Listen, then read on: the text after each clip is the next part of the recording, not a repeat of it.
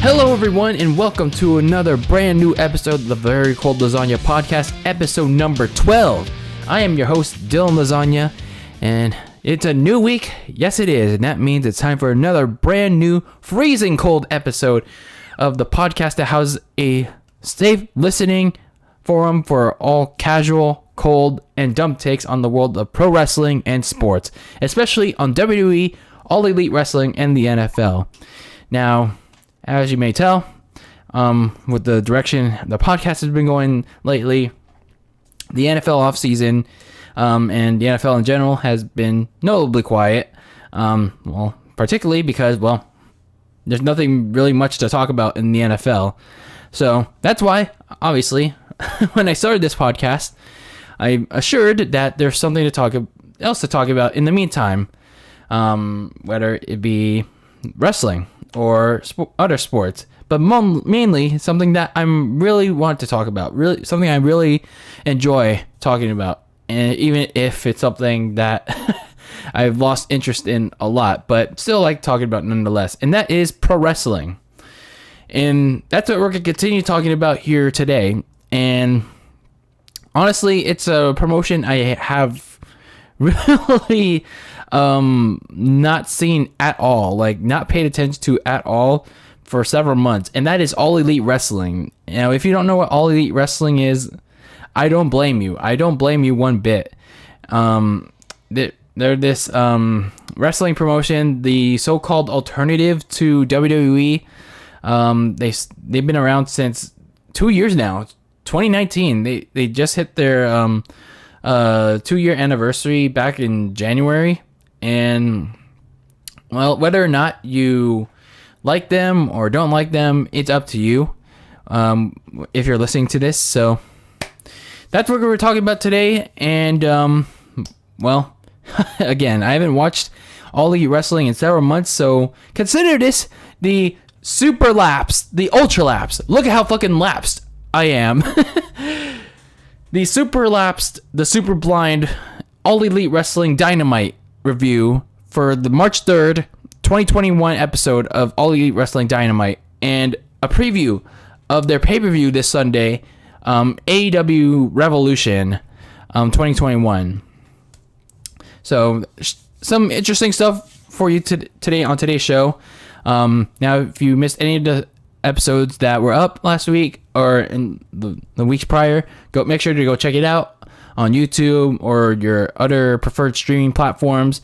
And some cool stuff I've been doing exclusively on YouTube. I recently did my reaction to Bobby Lashley winning the WWE title lately on YouTube. So go check that out, and some other cool extras exclusive to YouTube. So make sure to go check that out. So now we get into AEW Dynamite, March 3rd, 2021. And again, let me go on record saying that I haven't watched an episode of Dynamite in many, many months, since I'd say All Out in September. So we're talking about 1, 2, 3, 4, 5, I guess 6 months. So half a year. And that's because nothing is good. Nothing good has happened on Dynamite. And even before All Out, I was slowly starting to lose interest. I guess it's because the COVID-19 pandemic has really affected the way people view wrestling. And not only that, it's like kind of affected how the viewing experience of wrestling, like fanless wrestling matches. I mean, you do have fans of AEW, but it's like not as much. And like the pandemic era of wrestling kind of exposes like what the wrestlers actually do in the ring. Like it's like their limitations when they don't have fans to feed off of. And that's what I've kind of seen with AEW in the lead up to like All Out. And then All Out was just like I don't know, in my opinion, it wasn't a great show in of itself. And ever since then, a lot of things have happened that people have been claiming that, oh, this is the greatest thing ever. Like Sting joining AEW, which Sting is a legendary name in the wrestling world, but from what I've seen on like Twitter and stuff, from what he's doing, he's not, it looks like he's not doing that much other than being Darby Allin's sidekick. And other than that, they're just doing the usual like super flips, super kicks, look at this fucking stupid shit kind of thing. And not to say that I'm writing WWE's like, you know, their D, but you know, if you want like be a WWE, like not a WWE alternative, but if you want people to take this thing seriously, you gotta at least like have a little bit of character, you know. You gotta have like balance that like super spots with having some wrestlers have some personality, some characters, you know, larger than life storylines that, you know, what made wrestling what it is, like what was popular back in the day, you know. But I don't know, I guess people have really drifted off from that nowadays. So this is like my first episode of Dynamite, watching it in full. And the only reason why I watched Dynamite this week was because NBA Hall of Famer Shaquille O'Neal was on the show. Yeah, that's the only reason why I watched this show, because Shaq, unfortunately not accompanied by his Inside the NBA crew of Ernie Johnson, Kenny the Jet Smith, and Charles Barkley. I don't know why AEW couldn't at least get the inside crew there. So he was having a match with some random chick, Jade Cargill, and they were going up against Cody Rhodes and some random random chick from Not Your Mama's Kitchen, Red Velvet. So again, we all knew why most people were watching this match. And again, it's not because of Cody Rhodes, because of his Go Well Big Show. More on the Big Show later, by the way. It was because they wanted to see Shaq wrestle in the ring, even, you know, if he had his limitations. So they actually had this match to start off the show, not like in the main event, which was an interesting decision, you know.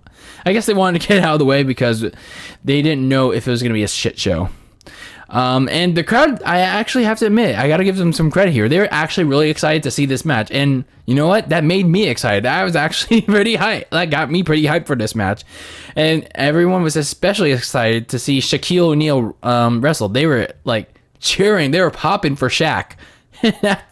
And I was popping for him too. Like when Shaq made his entrance with Jade Cargill, like damn, they got that super pose going on, man. But I mean, Jade Cargill, she's okay. Like she's pulling on that muscle, but yeah, it kind of, yeah.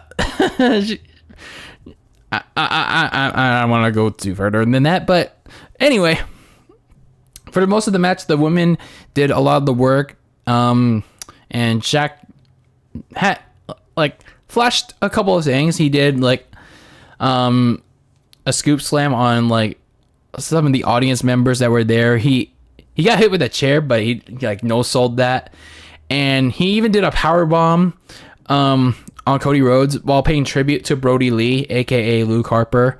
That was a pretty cool tribute that he did. All the time that he did that, he was being like his arrogant, you know, typical Shaq self. Every time he did a big move.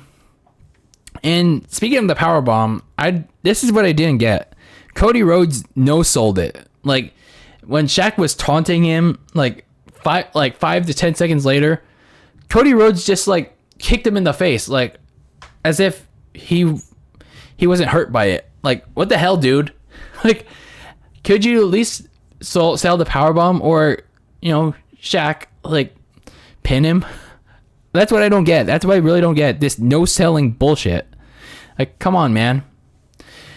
Anyway, much later on in the match, the big spot that everyone was talking about, even the local news here in the Bay Area, in the San Francisco Bay Area, actually covered this. Cody Rhodes flew into Shaq, and both of them went through 2 tables, and Shaq was completely knocked out. And that's gonna be put on the t-shirt, underdog. Yeah, he was knocked the fuck out. And Jade Cargill, while she was initially in disbelief, She would eventually win the match with a glam slam, Beth Phoenix's old finisher. She would hit the glam slam onto Red Velvet, and Jade Cargill and Shaquille O'Neal actually win this match.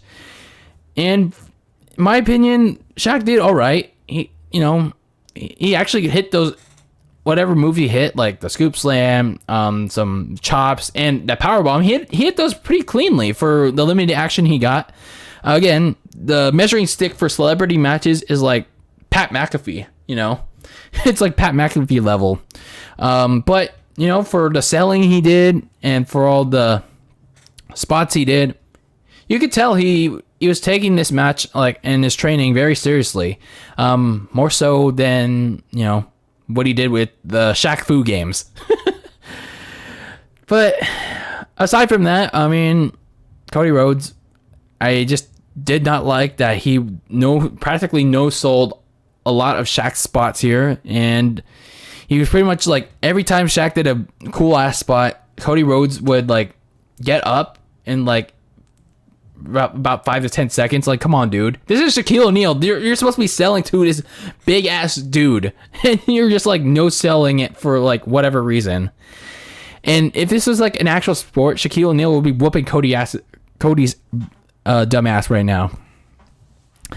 Anyway, as for the ladies, I thought they did all right. I think this was Jade Cargill's first match in AEW along with Red Velvet. Unless this Red Velvet has already been wrestling on Dark or something. But if I knew more about these ladies, if they aired more vignettes on Dynamite, then certainly, yeah, this would be interesting. I did like what I've seen in Jade Cargill's in-ring work. I would certainly like to know more about Jade Cargill as from a personality perspective, but I do see some potential in her. Of course, in ring and character wise, not the But anyway, I thought Shaquille O'Neal did good in this match. I imagine they're probably talking about some things on inside the NBA. I don't know. I probably imagine that Shaq is probably not on inside the NBA at the time of this recording.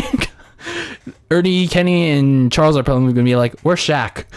Oh yeah, he went through a table last night on Dynamite. But yeah, he's probably selling those injuries. Oh yeah, and after the post-match, he was being stretchered into an ambulance, but once they opened the ambulance, Shaq was gone. He was like the freaking Undertaker or something. I was like, what the hell? Big Diesel suddenly vanishing? That's weird. So anyway, that was Cody Rhodes versus Shaq in the mixed tag team action. It was an okay match, but Shaquille O'Neal, that's pretty much what everyone came for, and I'm surprised they did it first. And then the other big thing that happened on the show was, it is Paul White. There's no more BS. It is just Paul White. Paul White made his official AEW debut, and all he pretty much did was talk about the debut of AEW Elevation coming next Monday on YouTube. And he told Tony Schiavone that he's not the only one that makes the big scoops. And he was pretty much hyping up this big Hall of Fame worthy signing coming this Sunday at Revolution. It was already... This Hall of Fame worthy signing already signed the contract and something. But yeah, pretty much the Big Show was there to just say hi and all that. But I did like the line where he said, who saw this turn coming? If you look up how many times the Big Show has turned face and heel, you'll get where that line's coming from. So that's pretty cool stuff. I do find his theme music a little weird. When compared to, well, it's gonna be so weird to not hearing that anymore. It's gonna be so weird.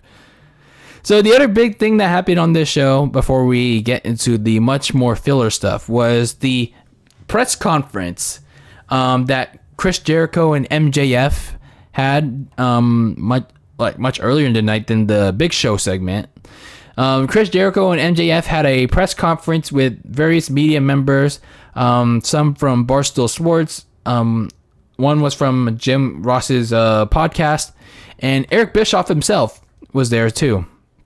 But you can obviously tell a lot of these questions were scripted and revolved around the attack on the Cucks of Sucks, Schlag Daddy, who Jericho and MJF attacked and bloodied last week. So I guess it was a good thing that they replayed this, because obviously I didn't know this happened. So like after a bunch of questions, the Young Bucks then came out and cut a promo revolving around their dad. They mentioned that their dad was an inspiration to be wrestlers. They mentioned that without their dad, there'd be no Young Bucks, no AEW.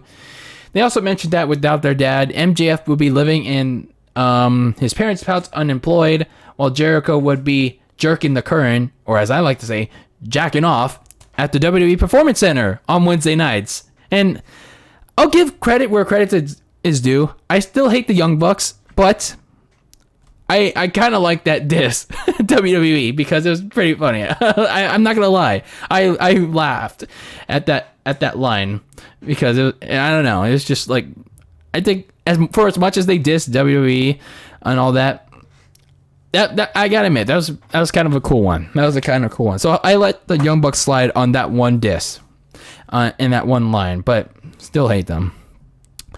Again, but with all good things, like the Performance Center diss, come to an end, because, well, the Bucks went full cuck again, and they went on their typical super kick, look at this fucking kick, party on Chris Jericho and MJF, and the Good Brothers, and the shit pack world tag team champions, Carl Anderson and Luke Gallows. They Cucks of Suck put Santana and Ortiz through tables to end that segment. And yeah, I could not care one bit about this segment, but again, the only thing I cared about was the Young Bucks diss at the WWE Performance Center, which was kind of cool. And I don't know, I still don't care about the Young Bucks and Jericho and MJF. I just want them to win the the AEW tag team titles off of them, because at least they like have a gimmick. It's not the greatest gimmick, but it's a gimmick that works. But yeah, it's not even like having the Young Bucks cut a promo on their dad is enough for me to get sold on them winning Sunday. So next up, we had a bunch of filler stuff, including Frida Revival, the Revival, the AEW's Revival guys, and Tully Blanchard, who apparently wrestled, going up against Jurassic Express. Nobody cared. And God, man, what are they doing to Luchasaurus, man? Why are they having him lose each and every week? Come on. Oh, this was something I kind of cared about. Sting and Darby Allin had a segment. Sting, once again, was being interviewed by Tony Schiavone for some reason. And Sting was talking about how that powerbomb spot he took from Brian Cage a couple weeks ago caught him off guard. But once he got payback on Team Taz afterwards with help from Darby, he was motivated. He was fired up and ready for Sunday's street fight. So then it brought this dude named Ricky Starks. He came out and he tried to have the biggest cojones possible by talking about Sting's legacy. And he respected the fact that Sting was an icon and all that. But, it was all a big lie, because, well, he slapped him in the face and it pissed off Sting, and Sting went full Sting and did his signature moves all around the ring and locked in the Scorpion Deathlock in the ring before Team Taz went out and attacked him, before Darby Allin came out to save Sting and run off Team Taz.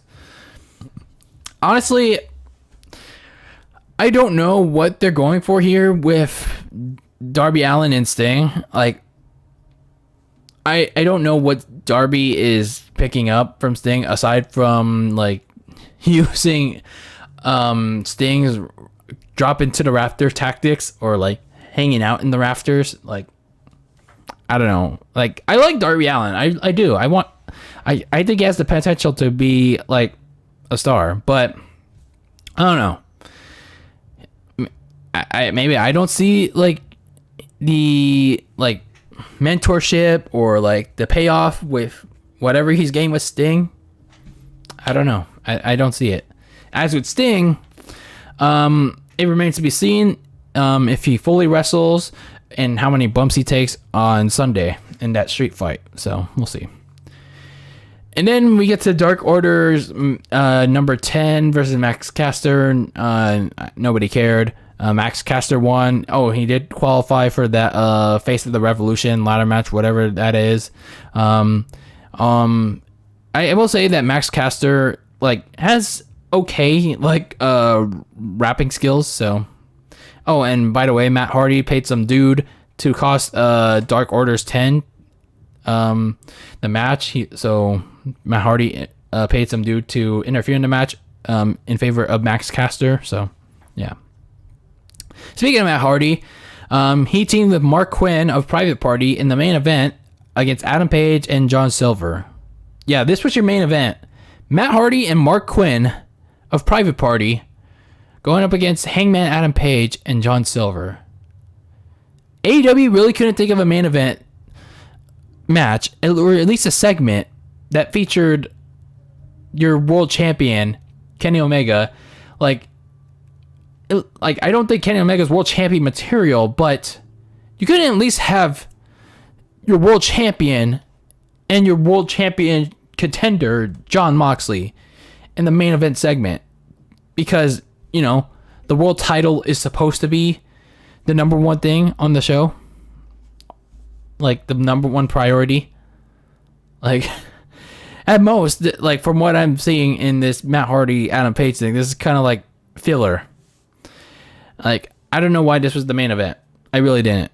Maybe you guys could fill me in, because I'm not seeing it.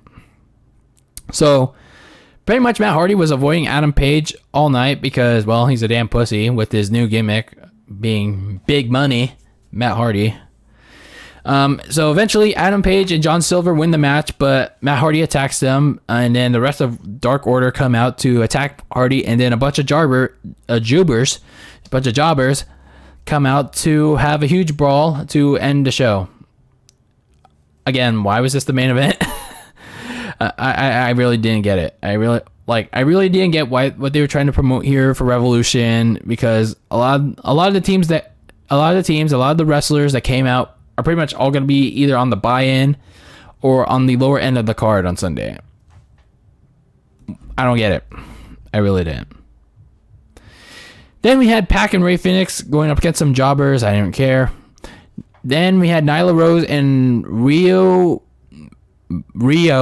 Mizunami in the women's title eliminator tournament final. So, for once, I guess, AEW tried to give a damn about its women's division for once in its damn life by holding a women's tournament for about a month, and the winner of this tournament would face off against Hikaru Shida for the AEW women's title at Revolution on Sunday.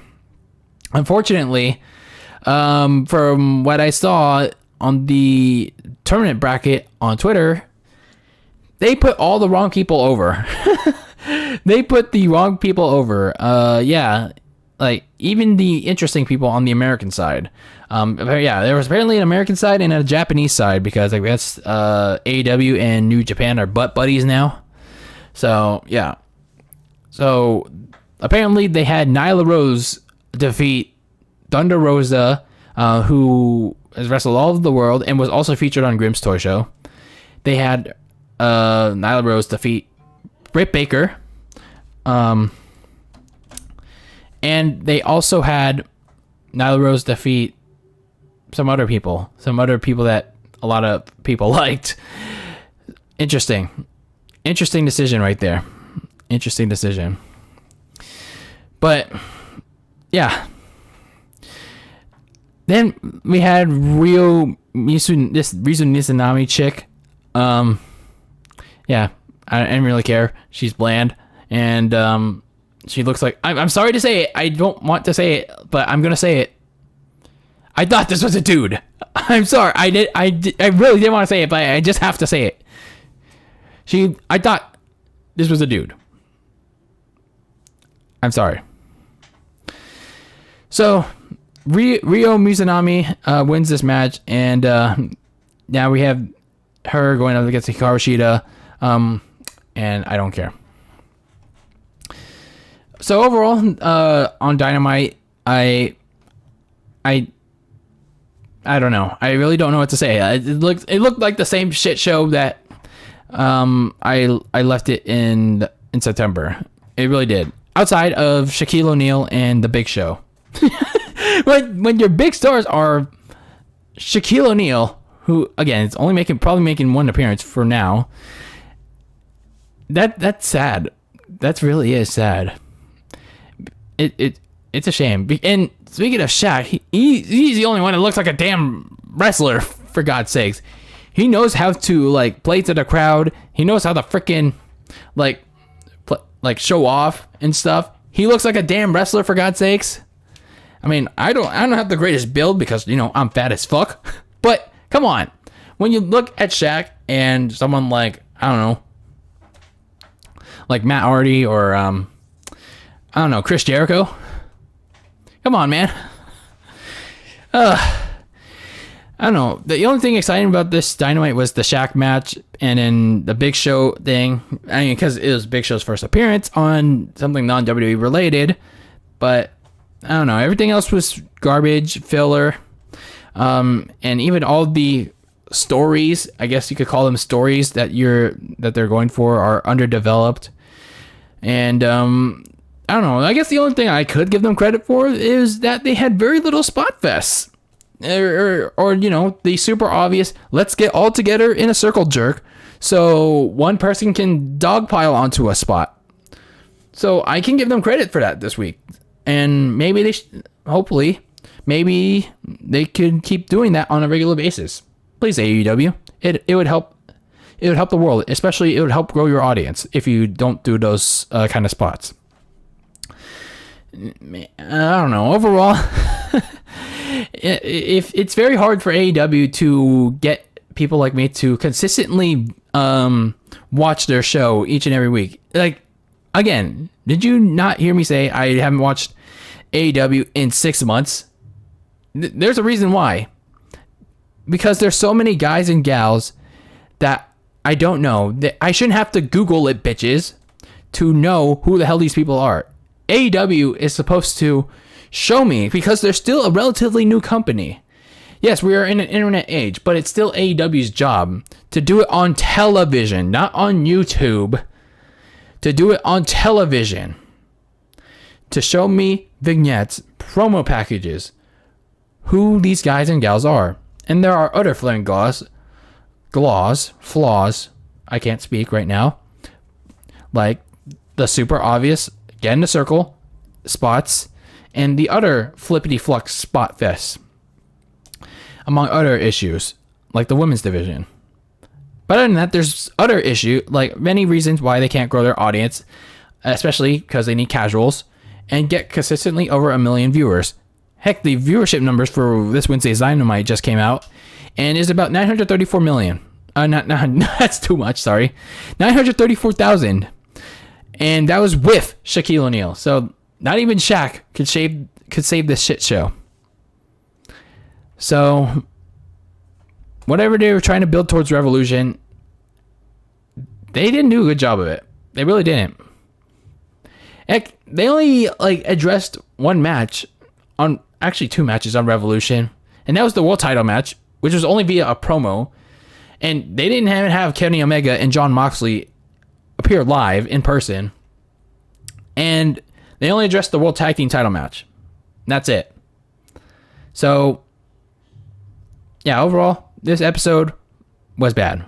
It was just as bad as the one I last watched in September. So, that was the March 3rd, 2021 episode of Dynamite. And, yeah, outside of Shaquille O'Neal, garbage ass episode. So let's see if I can survive Revolution, talking about Revolution. But before we do that, let's take a break. Let's get some plugs in. And when we're done with plugs, we'll talk about AEW Revolution. So stick around. Don't walk away. We'll be right back with some Very Cold Lasagna. And keep it locked in. Keep it cold. And we'll be right back. If you're listening to the Very Cold Lasagna podcast, or you've been listening to this podcast, but you're not subscribed, you're not following yet, then what are you waiting for? What are you doing? Are you okay? Maybe you should subscribe. You should follow. You should listen. You should do it today.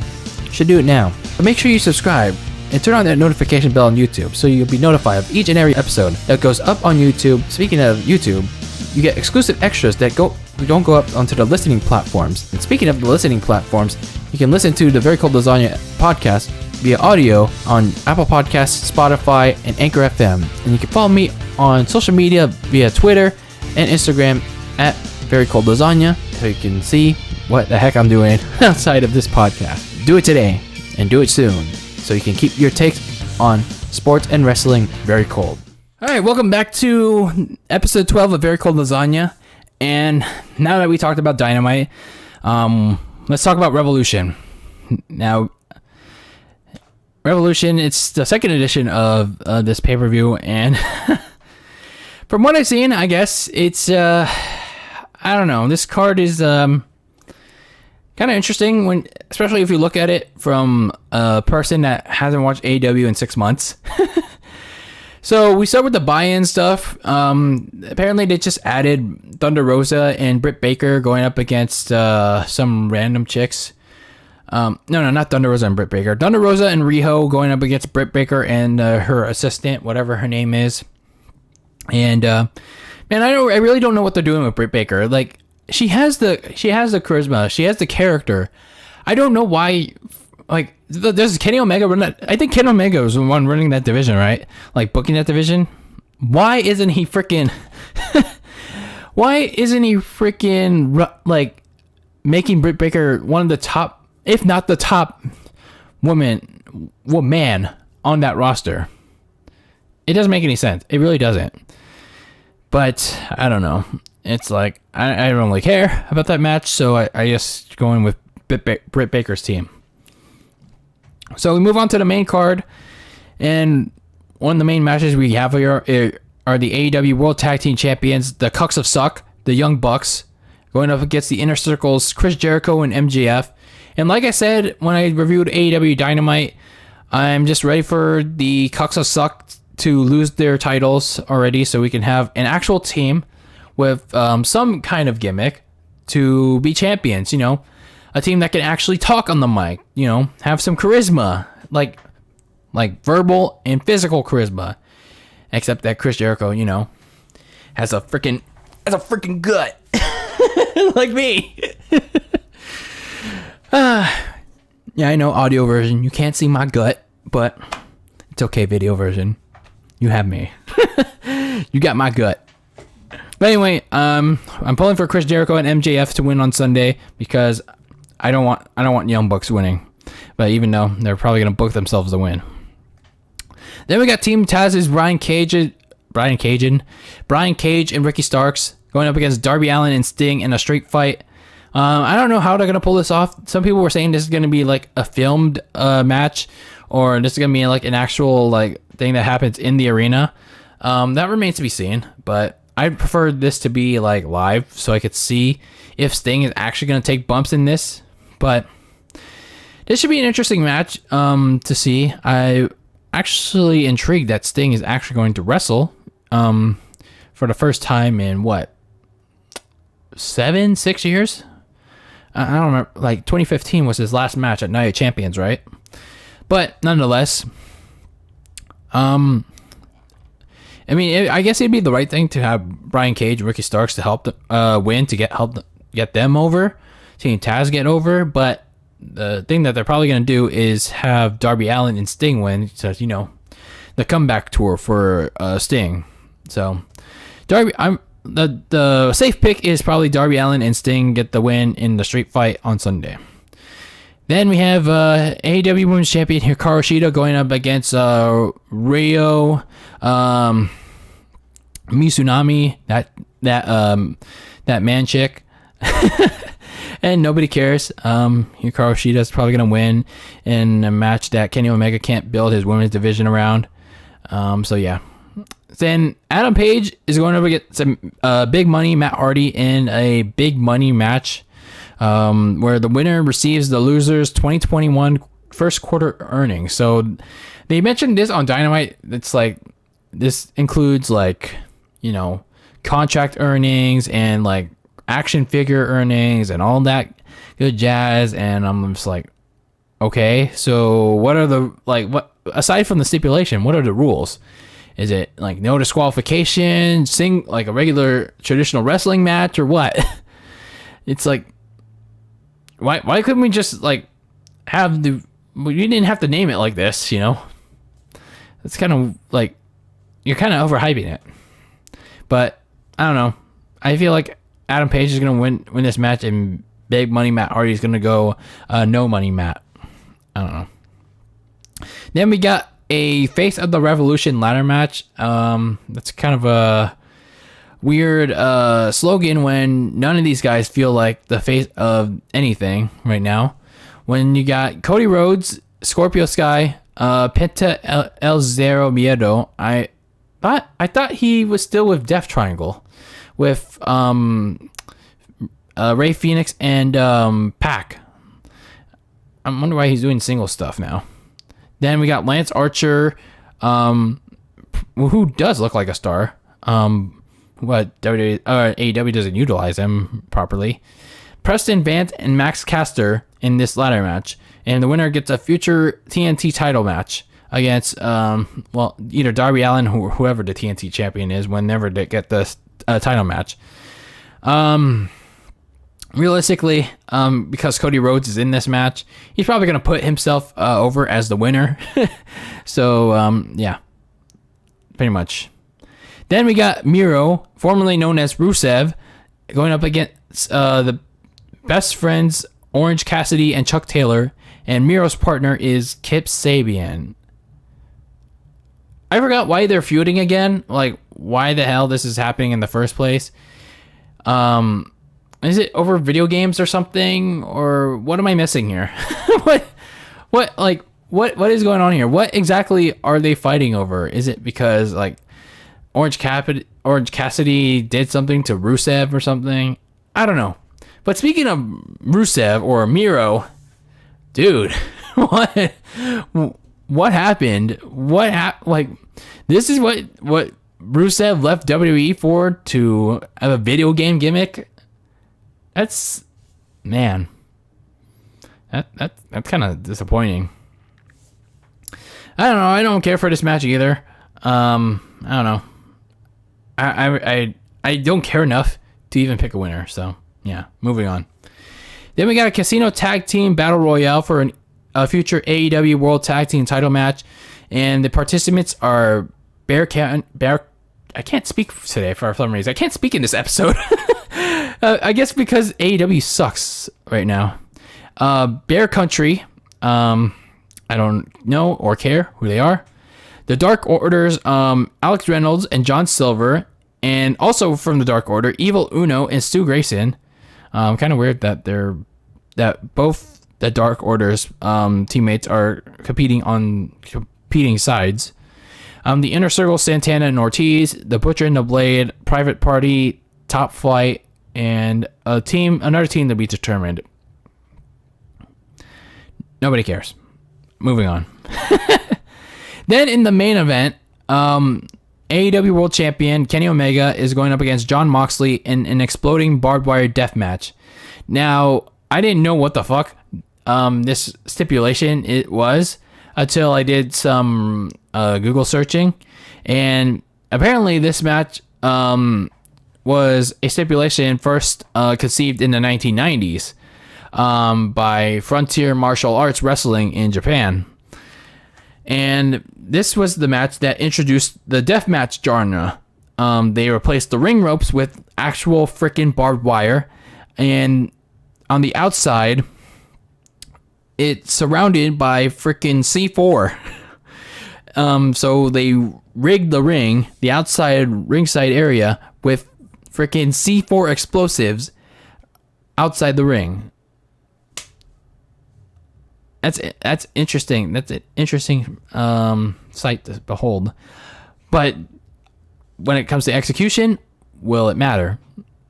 And I don't know if this is pre-recorded or is it live.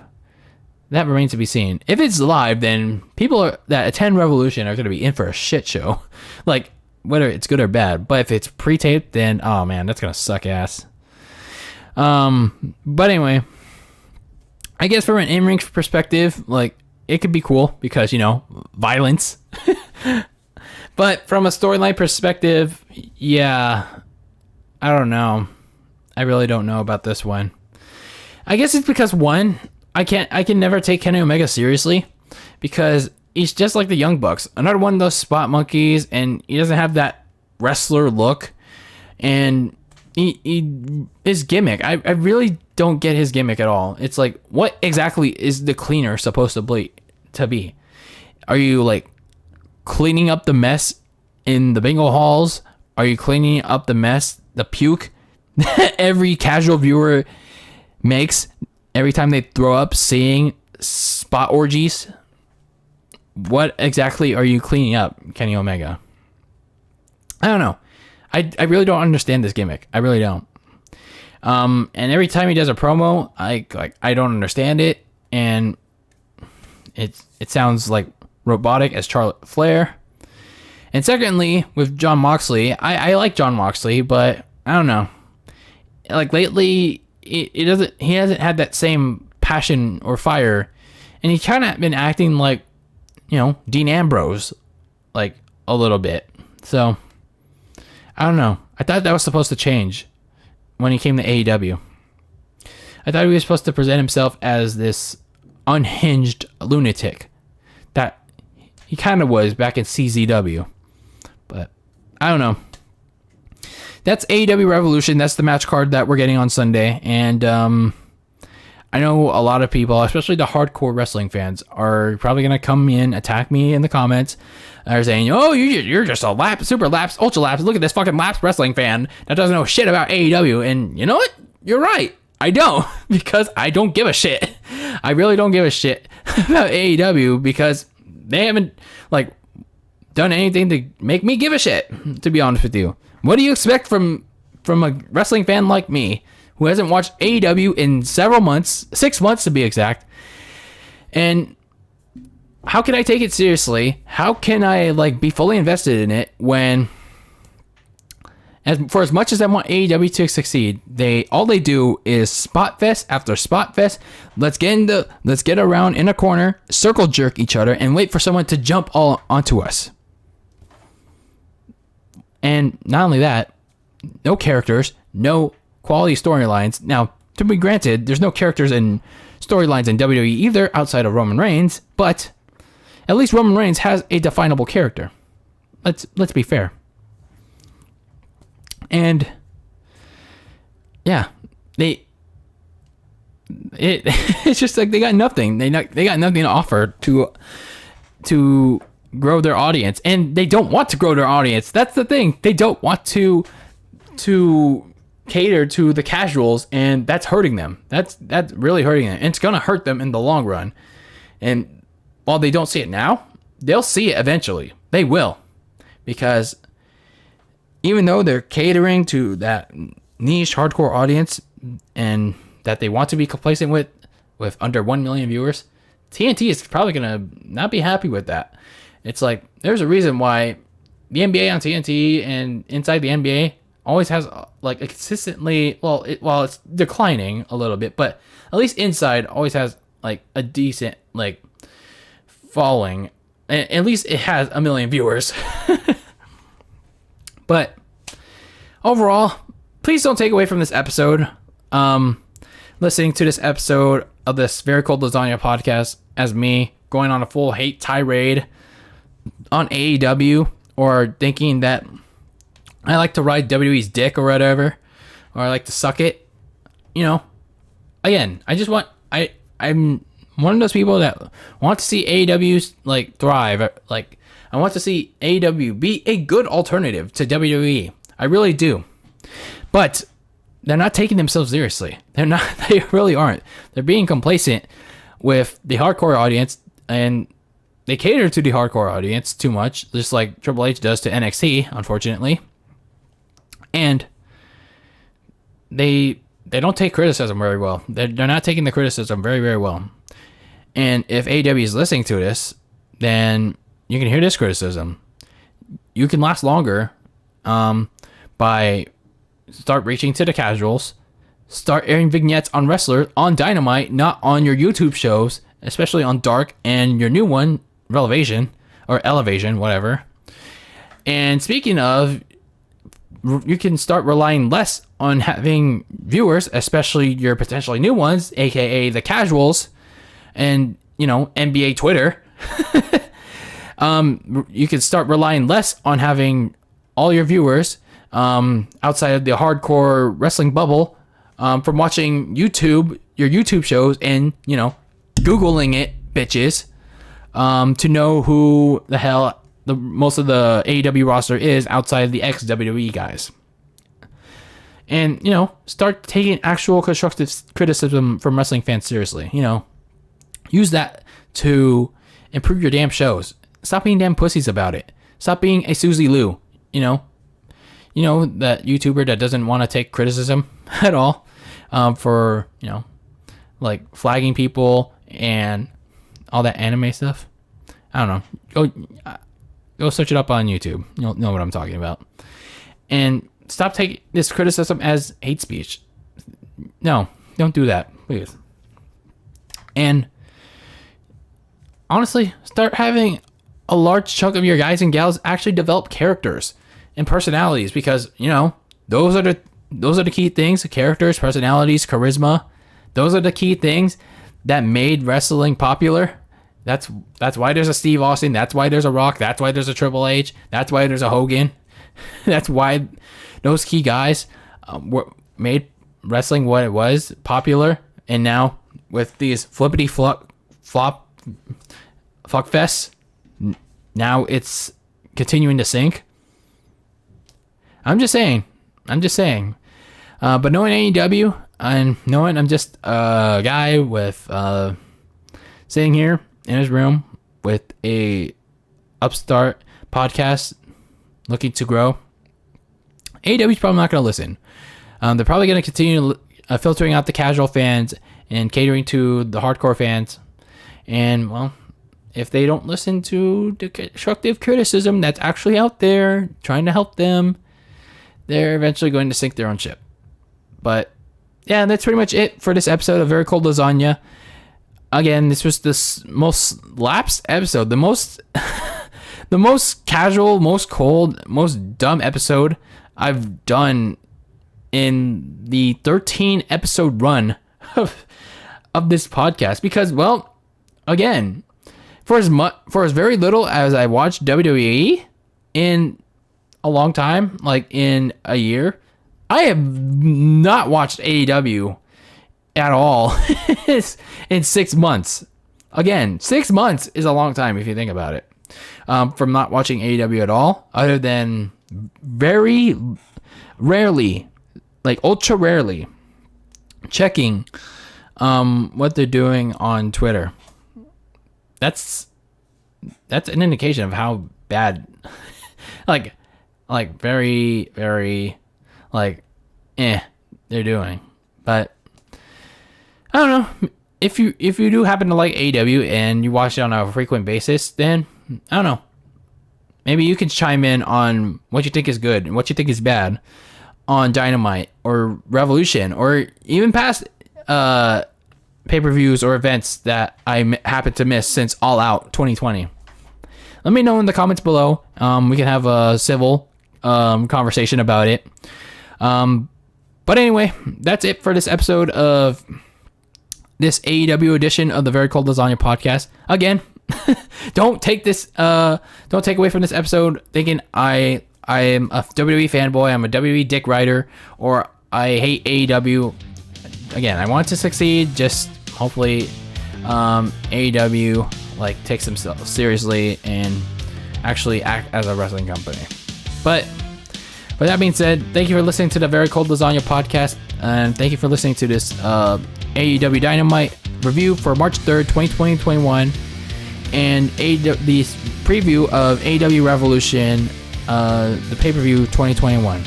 I'm your host, DylanLasagna, and if you want to follow me on Twitter and Instagram, I'm at Very Cold Lasagna. Make sure to listen to this podcast on the select stream platforms, Apple Podcasts, Spotify, and Anchor FM, and of course here on YouTube.